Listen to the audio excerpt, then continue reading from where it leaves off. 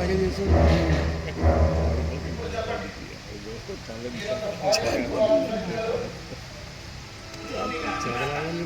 కైదీ మొఖమే పడిపోతుందని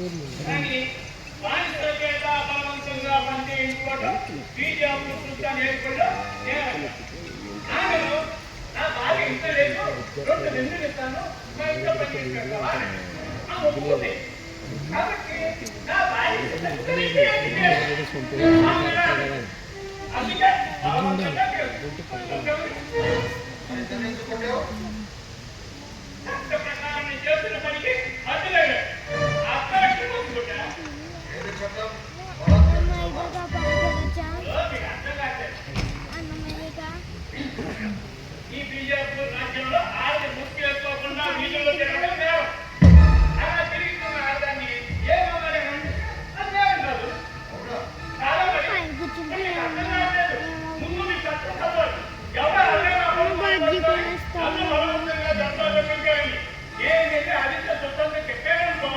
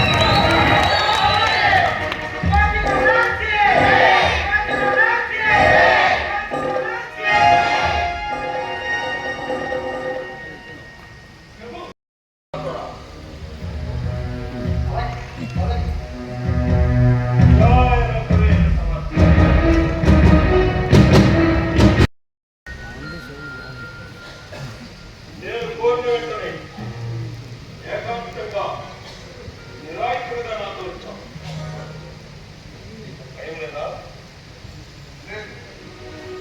మా గురుదేవుడు దాదాజీ కోడిదేవుని గురించి చెప్పారు. నా తల్లి చిన్ననాడే నీ గురించి చాలా గొప్పది, అందుకే వచ్చాను. నా తల్లి మాటపై నాకు నమ్మకం ఉంది. మా గురుదేవుడు చెప్పిన దేనినైనా నేను విశ్వసిస్తాను. తల్లిని గురువుని నమ్మనవాడు నరకానికి పోతాడు, నమ్మాల్సిందే. కానీ నమ్మకం వేరు, జాగ్రత్త వేరు. జాగ్రత్త భయం నాస్తి. ఎవరు చెప్పినా ఏం చెప్పినా నీ జాగ్రత్తలో ఉంటారు. ఈసారి నా దగ్గర ఉంటాను. ఇప్పుడు నేను నీ మీద పడిపోయాను.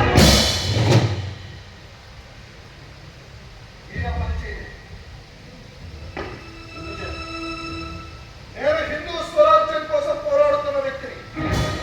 మీరు హిందూ జాతి ఔన్నత్యం కోసం గ్రామ గ్రామాల మారుతి వ్యాయామశాలను స్థాపించి జాతిని బలోపేతం చేస్తున్న ఆధ్యాత్మిక వ్యక్తులు.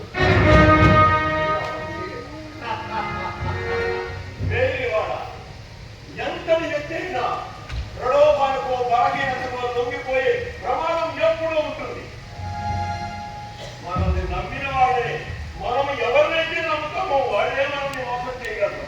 నమ్మని వాడితో మనం జాగ్రత్తగానే ఉంటాం కాబట్టి వాళ్ళతో ప్రమాదం లేదు. ఈ దేశంలో హిందూ రాజులంతా తమ తమ రాజ్యాలను పరాయి మతస్థుల కోల్పోవడానికి కారణం పరాయి మతస్థుల పరాక్రమం కాదు, సొంత వ్యక్తుల నమ్మకత్వం.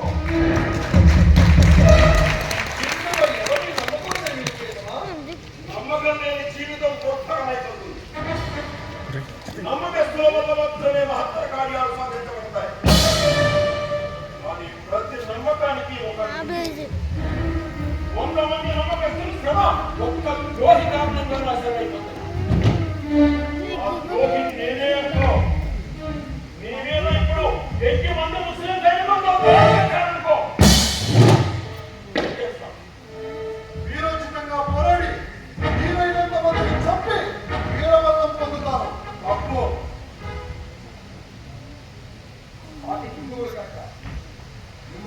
రక్షించడానికి ప్రయత్నిస్తాను. ఇంకా తప్పు. మరేం చెయ్యాలి? తప్పించుకోవాలి. పారిపోవాలి. తప్పించుకునే వాళ్ళు ఒక్కడైతే ఖచ్చితంగా పారిపోవాలి. వీళ్ళైతే ద్రోహం చేసిన చంపి మరీ పారిపోవాలి. శత్రువులకు వెన్ను చూపి పారిపోవడం వీర ధర్మం కాదు. అంతకన్నా అవమానం ఉంటుంది. శ్రీకృష్ణుడు వీరుడే కదా. ఖచ్చితంగా మరి జరాసంధుడి పక్షాన కాలయవనుడు యుద్ధానికి వచ్చినప్పుడు ఎందుకు పారిపోయాడు? వీర ధర్మం తెలియదా? కాదు. అన్ని వరాలు కలిగిన వాడిని అక్కడ చంపడం సాధ్యం కాదు కనుక వారు చర్చే ప్రదేశానికి తీసుకెళ్ళడానికి వీధుల వెంట జరిగింది. ఉచుకున్న మహానుడు తపస్సు చేసుకుంటున్న గుహానికి ప్రవేశించి ఆయన కోపానికి పూజైన ద్వారా పాల్గొని చేశాడు. ధర్మాన్ని కాపాడడానికి కాలయవనుడు చంపడం ముఖ్యం. పోరాడి చంపేలా వారిపై చంపడాలని ముఖ్యంగా. ఇక్కడ ధర్మాలతో పని లేదు. కేవలం గెలుపే యుద్ధంలో ముఖ్యం అంటారు. అవతల వ్యక్తి మంచివాడైతే, అవతల వ్యక్తి ధర్మాత్ముడైతే అతనితో నీకు యుద్ధమే ఉంది. అవతల వ్యక్తి దుర్మార్గుడైనప్పుడు అతనితో ధర్మ యుద్ధం అనే ప్రసక్తే లేదు. ముందును ముందుతోనే చేయాలి, మంచివాడిని మంచితోనే చేయాలి. దుర్మార్గులకు అవసరమైతే దుర్మార్గంతోనే చేయాలి. అయితే నేను ఇప్పుడు మిమ్మల్ని కొన్ని ప్రశ్నలు అడుగుతాను. మీరు సమాధానం చెప్పండి. నిస్సంకోచంగాడు. ఈ ప్రపంచం ఎవరిది? ప్రజలదా, పాలకులదా? శక్తివంతులది. ఈ ప్రపంచం మీద అధికారం శక్తివంతులకు మాత్రమే. మరి బలహీనుల పరిస్థితి? వరి పశువుల పరిస్థితి అంటే చావడమే. మరి బలహీనుడు కూడా బతుకుతున్నారు కదా. బ్రతకనిస్తున్నారు. బలవంతుడికి కూడా బలహీనుడితో అవసరం ఉంది కనుక బ్రతకనిస్తున్నారు. అవసరం లేకపోతే చంపేస్తారు. వారిని ఆవుని కషాయవాడు కలిగినట్టుగా. మరి బలహీనుడికి అధికారం ఎప్పుడు వస్తుంది? వాడు బలవంతుడుగా మారిన ఈ లోకంలో బలవంతుడిదే రాజ్యం మిత్రమా. శారీరకంగా బలంగా ఉండాలి, మానసికంగా బలంగా ఉండాలి, ఆర్థికంగా బలంగా ఉండాలి, సంఘపరంగా, సైనిక పరంగా, ఆధ్యాత్మిక పరంగా కూడా బలంగా ఉండాలి. నీవు బలవంతుడమైనప్పుడు మాత్రమే ఈ ప్రపంచం నీ మాట వింటుంది. బలవంతుడమైనప్పుడు మాత్రమే నీకు శాంతిని గురించి మాట్లాడుతుంది. అంటే బలహీనుడికి శాంతి గురించి మాట్లాడే అర్హత కూడా లేదు. అర్హత లేకే విలువలవని ప్రపంచం అంటున్నారు. అరిచి తీపెడుతున్న మేఘల్ని భరిస్తారు. సింహాన్ని కాదు, సింహంగా ప్రతిభటన నేర్చుకో.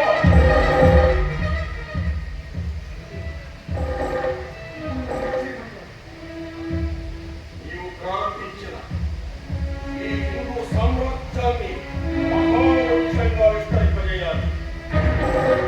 వారికి ఇప్పుడే బీజం పడింది.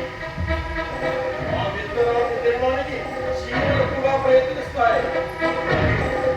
చుట్టుపక్కల వాటిని గ్రహించావు. వాటిని వాటిని మొలకెత్తితే పక్షులు తినాలని చూస్తాయి. అటువంటి వచ్చిన వాళ్ళు శభాష్. వాటిని కూడా గట్టుకుని మొక్కగా మారితే పశువులు తినాలని చూస్తాయి. హరి హరి. వాటిని కూడా గట్టుకుని మహావృక్షంగా ఎదిగితే ఆ చీమలు, ఆ పక్షులు, ఆ పశువులు, ఆ చెట్టు కిందకే వీళ్ళ కోసం వస్తాయి.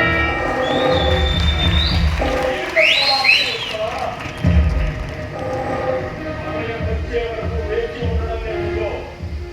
అవకాశం వచ్చినప్పుడల్లా ఎదగడం నేర్చుకో. సామ్రాజ్యాన్ని మహావృక్షంగా విస్తరింపజేయాలి. ఆ చల్లని నీడలో అన్ని కులాలు, అన్ని మతాలు, అన్ని వర్గాలు హాయిగా సహకరిస్తాయి. మరి ఆ పరిక్రమలో నేను ఓడిపోతే, నేర్చుకో. మోసపోతే, జాగ్రత్తగా ఉండడం నేర్చుకో. చెడిపోతే, ఓడిపోవడం నేర్చుకో. ఏదైనా చెడిపోతే ఈ ఆశయాన్ని కాపాడడానికి ఏం చేయాలో చావకుండా తెలుసుకో.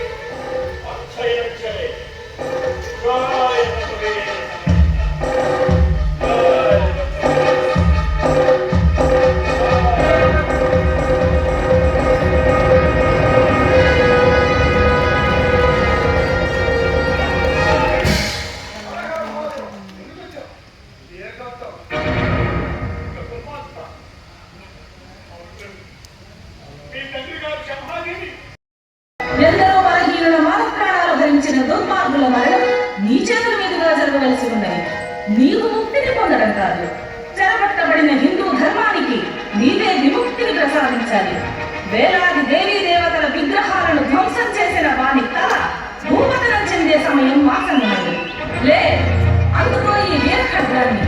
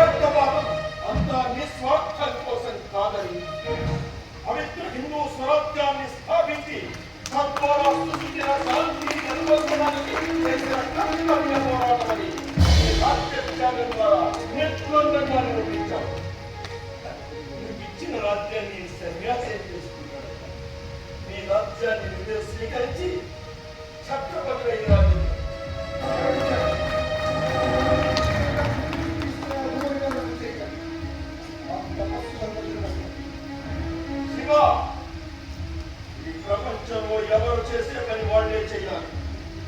ఈ మాట ప్రకారం ఈ రాజ్యం మాది.